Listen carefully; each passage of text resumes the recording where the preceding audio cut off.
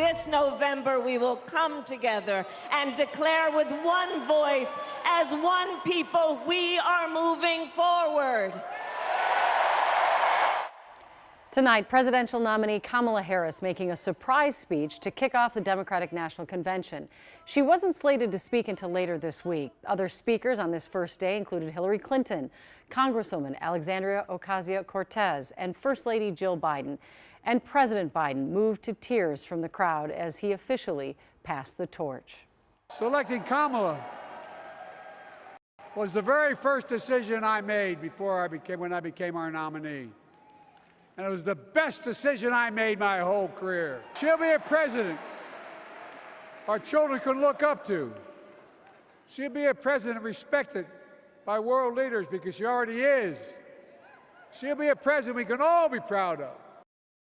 Well, John Croman is live in Chicago. He checked in with many Minnesotans at the convention tonight. Hi, John.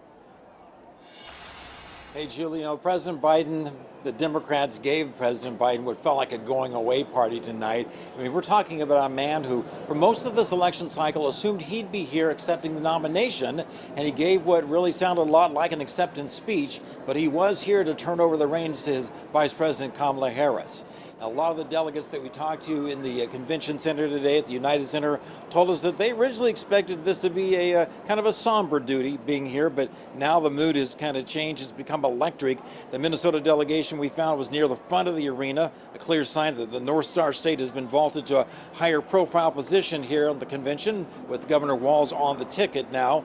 Lieutenant Governor Peggy Flanagan was also on stage tonight as one of the DNC vice chairs. She nodded to the legacy of the longtime politicians and activists during her welcoming remarks to the convention. Their memory reminds us that the fight for freedom always passes from one generation to the next. We owe it to them and to ourselves to carry their legacy forward. Because it's so rare in human history that those in power relinquish it on their own accord. And yes, it took some pressure and some time, but he did almost the unthinkable. And because of that, there's going to be a transformation that begins right now this week. And it's got to be a bittersweet night for him. Now, that was Dean Phillips, who applauded President Biden's decision to pull out of the race. Phillips told us he wasn't sure how he would be received at this convention because he did take a lot of heat for mounting a campaign against Biden, a Democratic primary challenge against Biden. But we saw him getting a lot of high fives and hugs, posing for selfies, and being interviewed by a lot of media here. So I think he's fine. As far as Governor Walz goes, he will be in Milwaukee tomorrow with the vice president doing a rally. Then he'll be back here at the United Center on Wednesday doing his keynote speech. Now back to you. All right. Thank you, John.